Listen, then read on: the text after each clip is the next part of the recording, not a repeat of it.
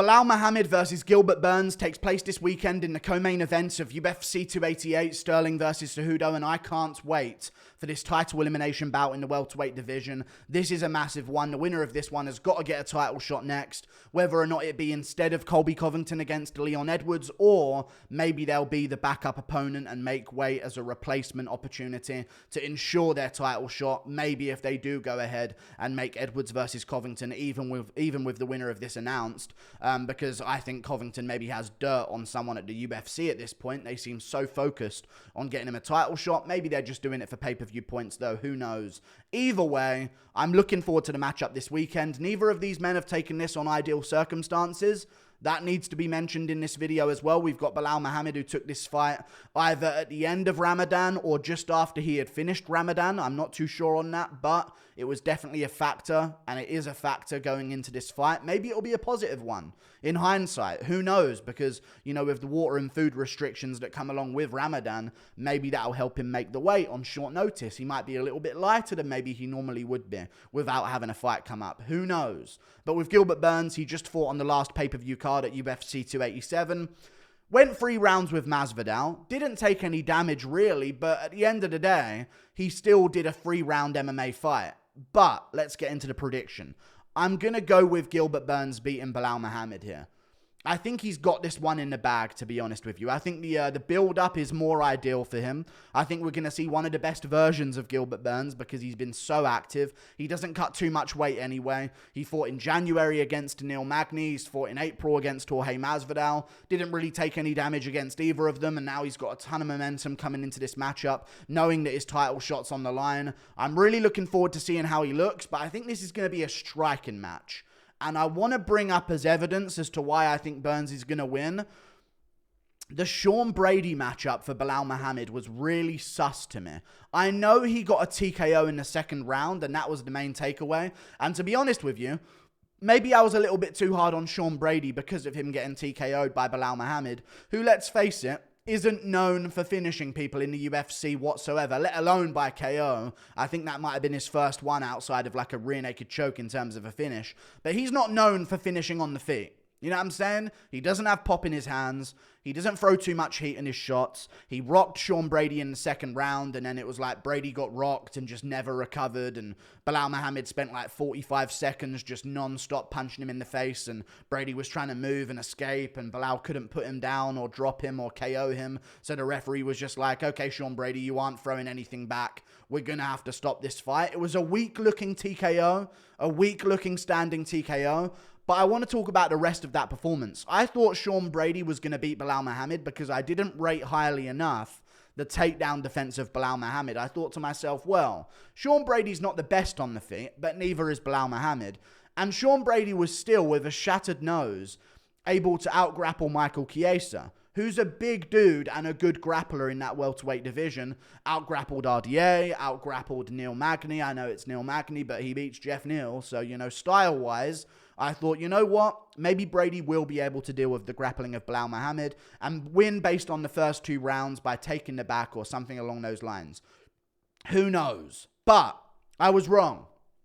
Belal Muhammad showed great takedown defense, and I think he's going to show that in this fight with Burns as well. I don't think Burns is going to be getting many takedowns against Belal Muhammad. I think this is going to be a striking matchup between the pair of them, and I think if it is that, I watched the Brady fight again. Brady was landing a ton of clean shots on Belal Muhammad's chin. And Brady, you know, this is a guy who was outstruck by Michael Chiesa. Let's just say it how it is, okay? Was outstruck by Michael Chiesa.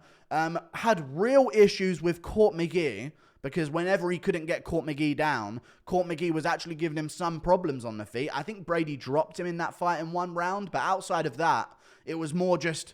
He's lucky to kind of get that decision. It was a very close fight. It could have gone either way. And it was pretty even on the feet. And that's Court McGee. You know what I'm saying? That's an issue. And for him to be able to land some really clean shots on Belal Muhammad's chin on the feet as Belal comes crashing in with his boxing, I think Gilbert Burns is going to be able to land those big shots as well, because I'm just going to say it like this.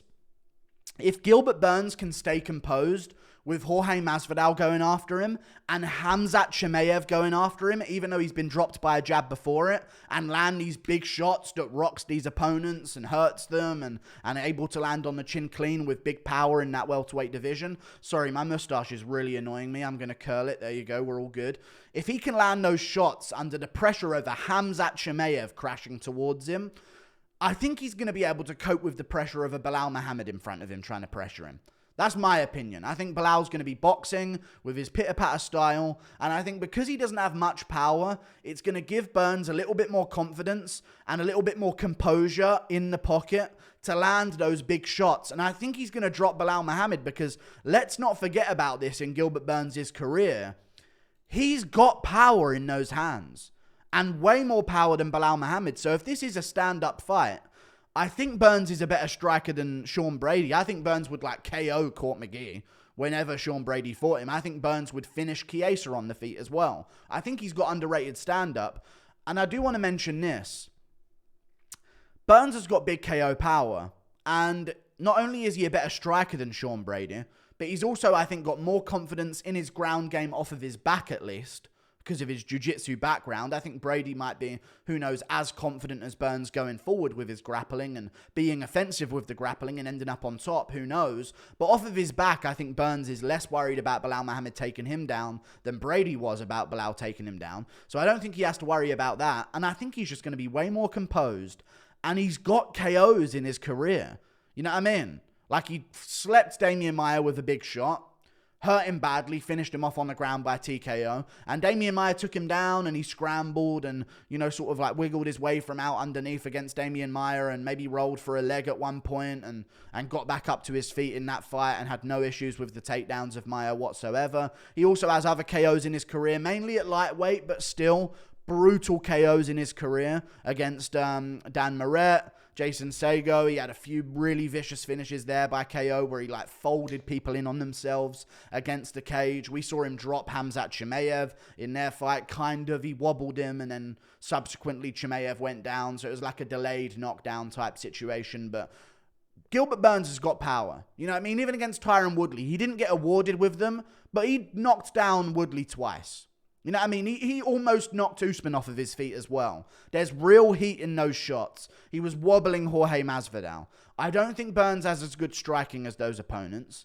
In Khamzat Chimaev, in Masvidal, in Stephen Thompson, who Burns, you know, really didn't want too much to do with on the feet, but neither does Belal Muhammad, so it is what it is.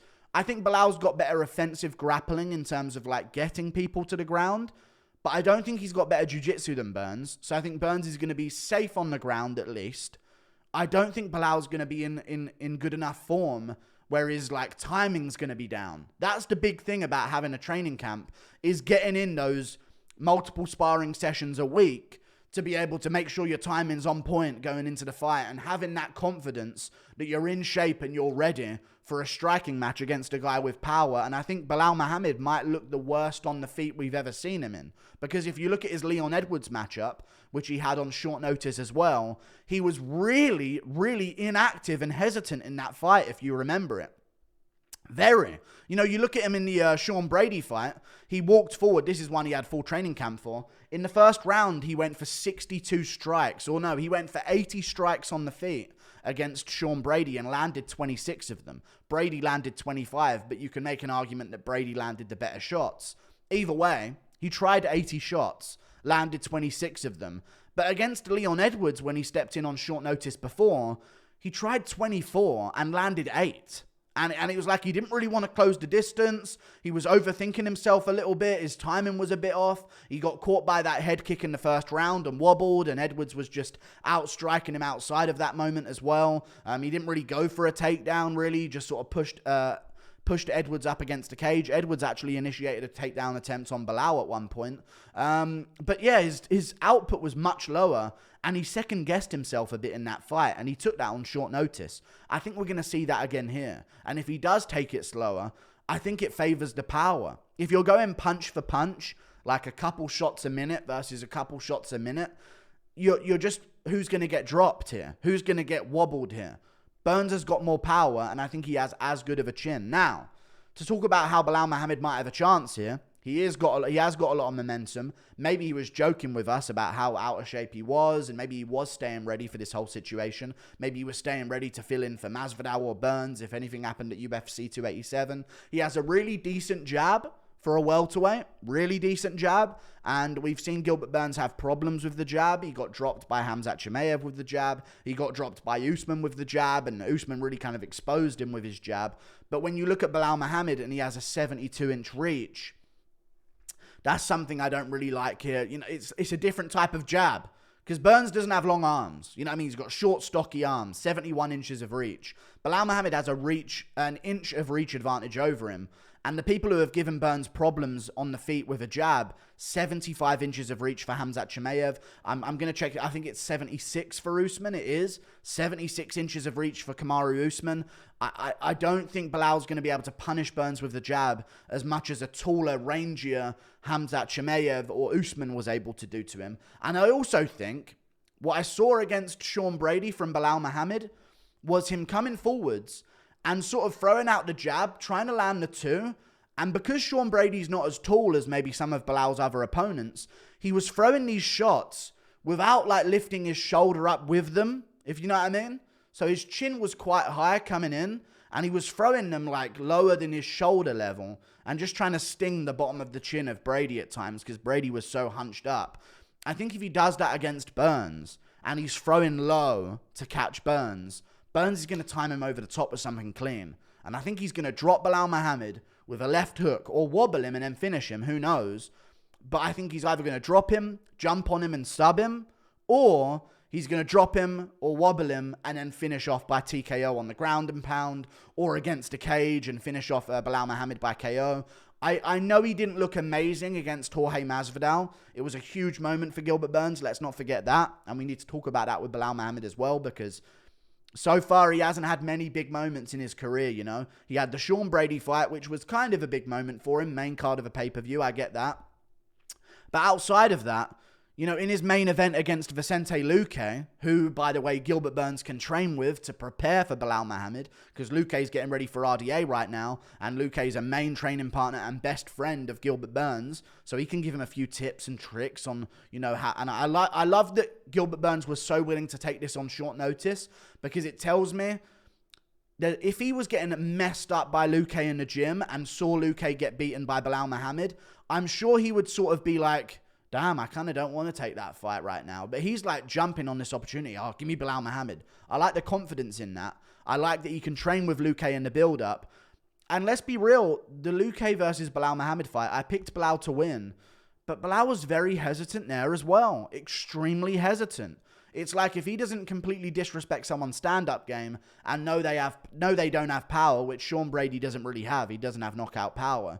He can walk him down. If he knows someone doesn't have power or too much great stand-up ability, he can walk them down. If they've got a good takedown defense and they've got power, it seems like a bad matchup for Belal, in my opinion. You know what I mean? Someone who can stuff his takedowns, who doesn't fear his takedowns, like Sean Brady, but can also land back vicious shots on the feet, like Leon Edwards, but shorter and stockier and maybe more powerful with the hands when it comes to Gilbert Burns. So I'm going to say that he catches Belal, drops him, hurts him, then finishes him off by sub or finish. I think this is going to be a first round finish. And I have picked Belal before. I know people say, you hate Belal, you're not picking him because of your bias. I picked Belal Muhammad to beat Vicente Luque. Luque's one of my favorite fighters. You know what I mean? I picked him to win that matchup, even though he got KO'd in the first fight that they had against each other. I picked him to win that one. You know what I mean? And I shouldn't have done. He was a big underdog. I should have done. But logically, people were telling me I was really wrong about that. But I will look past bias to make picks. Trust me. I think Burns has got this one in the bag. Situation-wise as well, he's got momentum. He's took this fight. Belal Muhammad, let's not forget, didn't really want to make weight for this fight in the first place until Gilbert Burns put that ultimatum on him. It was an ultimatum. Let's be real, it was. Like, no, I made a whole video about it. Belal Muhammad said, catch weight, maybe at middleweight, maybe at 175. How are you going to not let me, like, have a little bit of leeway with the weight? I'm stepping off the couch to take this. He tried that move. Like, maybe I shouldn't cut that much. I don't think I can make 170 on short notice. And until Burns went, You're fighting me at 170. This is my title elimination bout. It has to be at 170. So it's officially a title elimination bout. But Belal Muhammad said, oh, okay then. Maybe I will, and realized there was no other option. He has to take this at 170. So I don't like how non-ideal this is for Belal Muhammad. And I think it's a lot more in favor of Burns in the build-up here. Hopefully you understand some of the points I made in this video. I think I did a pretty good job of breaking this down. I've been thinking about this matchup since it got made. So not for that long, but intently since it got made. I do worry that Belal could win. It would be bad for the division. Let's be real. It would be terrible for the division if Belal Muhammad wins. He's just so boring in both ways, in the cage and on the mic and personality-wise. He doesn't have a fan base. Maybe he will if he gets a good finish here. Who knows? But again, I like the five-round advantage for Gilbert Burns. I like the stand-up advantage. I think both their ground games are going to cancel each other out. Don't like this for Belal Muhammad, man. Really don't like this for Belal Muhammad. So we'll see. In my opinion, Gilbert Burns wins this fight, gets a finish, booms his name value up even more, and then makes weight as a short notice backup opponent for UFC 289 or UFC 293 or 4, whenever they're going to do Edwards versus Covington. And then that's going to build him up even more, and then he's going to get the fight eventually down the line. So we'll see what happens. But I think Burns has got this one in the bag. Like and subscribe. Thank you for watching. Toodle pip. I'll see you later. Goodbye. Yeah. Look back at the Brady fight. That's all I'm going to say. Look back at the Brady versus Muhammad fight. Muhammad knew he didn't have much power and not too great on the stand-up because he got outstruck by Michael Chiesa, for crying out loud. So he really just pressured him and disrespected him. But Brady really did catch him on the chin quite a bit. And if that's someone with Burns' power, problems, in my opinion. See you later. Goodbye.